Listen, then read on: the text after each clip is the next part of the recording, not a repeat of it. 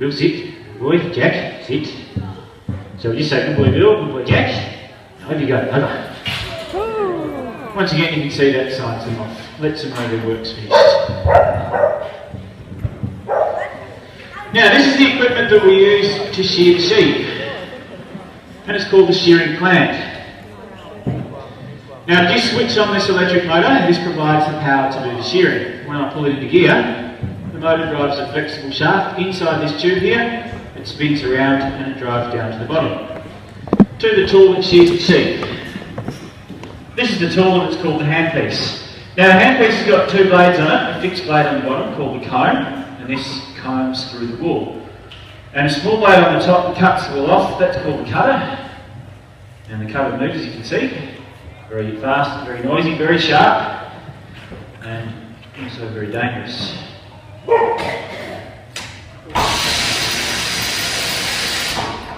Now, this shearing plant, this is what is used today. This is the modern way of shearing sheep. Being the modern way, it's also the easy way, but it wasn't always that easy. A long time ago, all the sheep in Australia had to be shorn by hand. This is the tool that was used. These are called shears. It was about 100 years ago that these were used, and at that time in Australia there were about 70 million sheep. They all had to be shorn every year with the shears. Shearers would work for 10 hours a day, and in a day they could shear about 70 or 80 sheep using the shears. Today they can shear twice that many sheep. One shearer can shear 150 to 200 sheep in one day, or even more, so it's much easier today. And something else that makes it easier for the shearer is this piece of equipment. This was invented by a shearer who had a bad back, so he couldn't shear sheep anymore because of his back.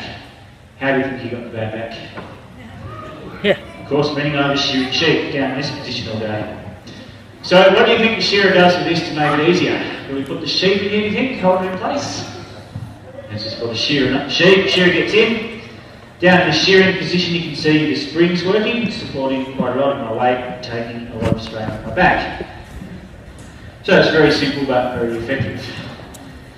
Now I'm going to get one of these sheep out now and show you how we shear it, and I'll hand you over to Wendy. She'll explain to you what's going on during the shearing.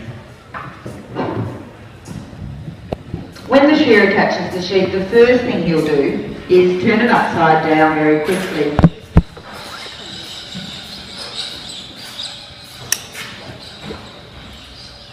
Because then the sheep is completely out of control and it can't get away.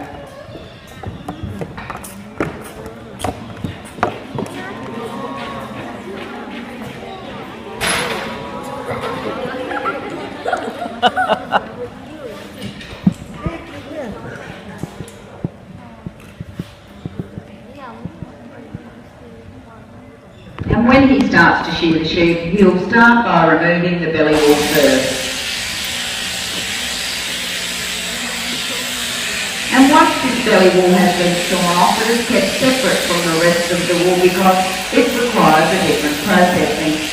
And the reason for this is that the sheep lies down on its belly and it picks up a lot of rubbish from the ground, mainly vegetable matter, grass seeds, burrs and prickles, which are hard to remove from the wool.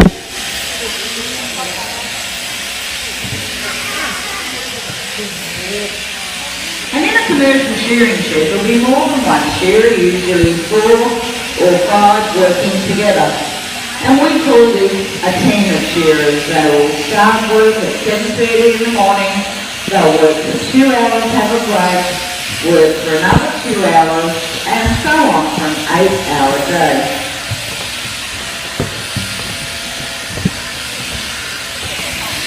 Up onto the head now. And when he shears around the sheep's head, he must be very careful of the eyes and the ears.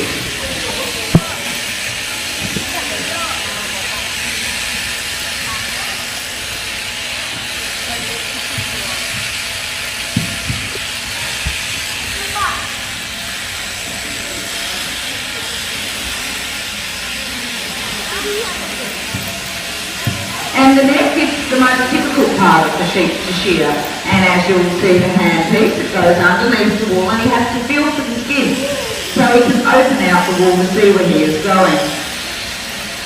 And in Australia we we shear mainly merino sheep. That is the breed of the sheep. And the merinos, they're very wrinkly, with a lot of loose skin all over their bodies, mainly around the neck.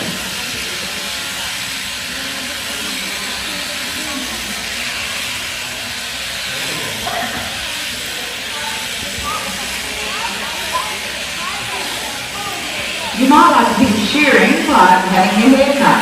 It doesn't hurt when you have your hair cut. You look neat and tidy for a while, but your hair, it soon grows back and you need to have it cut again. Well, it is the same for the sheep, except we only shear them once a year.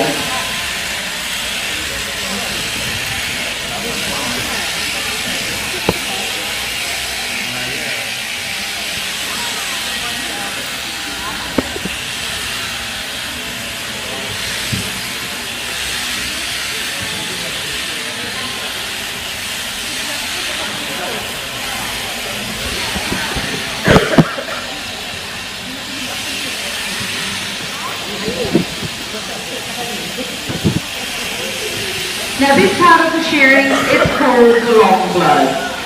A blow being the stroke of the handpiece, and this is the longest blow that a shearer can do on a sheep. From one end of the sheep to the other. So we can get a lot of wool off very quickly when he does the long blow.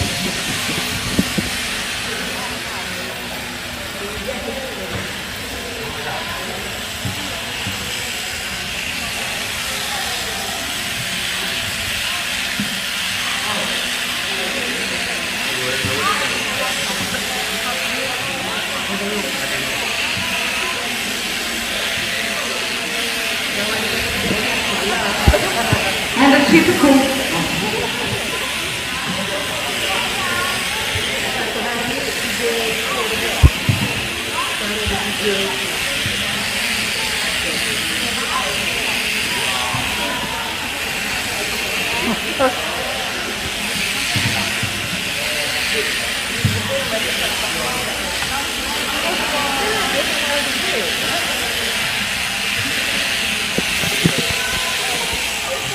And this last side of the sheep is called the whipping side, and it's called the whipping side because it is the faster side to shear. Having already shorn off most of the wool, all we need to do is whip down this last side so we can finish off this sheep and get out another one.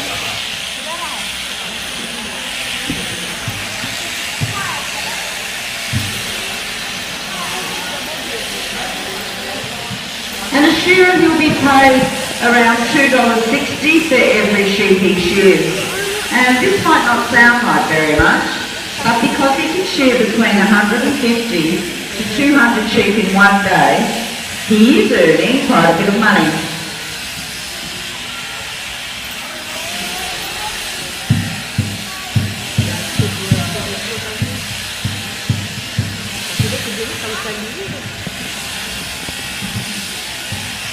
And there we have a lovely clean shorn sheep. Well done, Darren.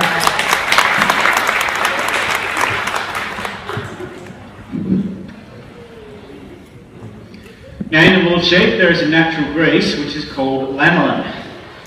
You've probably heard of it. A lot of skincare products and ladies' cosmetics have lanolin in them. It's very good for your skin. It's also very good for the sheep itself. Immediately after we shear the sheep, it produces a very large amount of lanolin that covers its own body in grease. This protects the sheep from the weather, keeps it warm and dry. So we can put the sheep outside immediately after shearing at any time of year, even in the winter time, and they don't suffer at all. Now when I rub the body of the sheep, I give it a good hard rub like this on freshly cut wool, you'll be able to see the lanolin shining from my hands. It's quite greasy, I can certainly feel it, it's very good for your skin. So after the show, when the sheep is back in the catching pen, you might like to go in there, give the sheep a rub. Just like I did, rub it for a long time, rub it all over your face, and you'll have lovely soft skin. You'll smell terrible, you'll smell really bad, but your skin will be very good.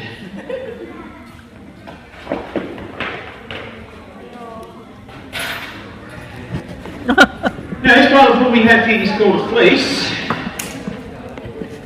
And And there are workers in the shearing shed called rouseabouts. And one of them will pick up the fleece of wool and then throw it out onto a wool table. Now I'm going to demonstrate this for you, just by throwing the fleece out onto the floor so you can see it better. So you might like to just imagine there's a wool table here.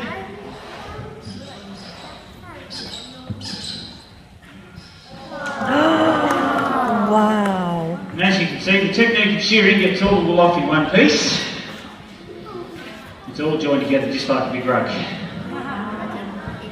Now this is very important because when the rouseabout throws out the fleece of wool, all the short wool from along the legs and all of the dirty greasy wool from underneath the legs, that all goes out to the edges of the fleece. So now we can skirt around the fleece and we can remove that wool. This process is called skirting the fleece. So this is the back leg right here. So remove all that short dirty wool from right on the edge there. Then we go up along the fleece. We go up here the front leg, there, and then some of the very short wool from around the neck. Now the reason we do this is to increase the value of the fleece, because these pieces we've removed are much less valuable than the main fleece wool, and these pieces are called pieces. Now Australia has the best quality and the finest wool in the world. Now this beautiful fleece wool, this will be made into very high quality clothing. Things such as men's suits, ladies' jackets and evening dresses, all very expensive. This is how much wool a sheep produces in 1 year, about 5 kilos.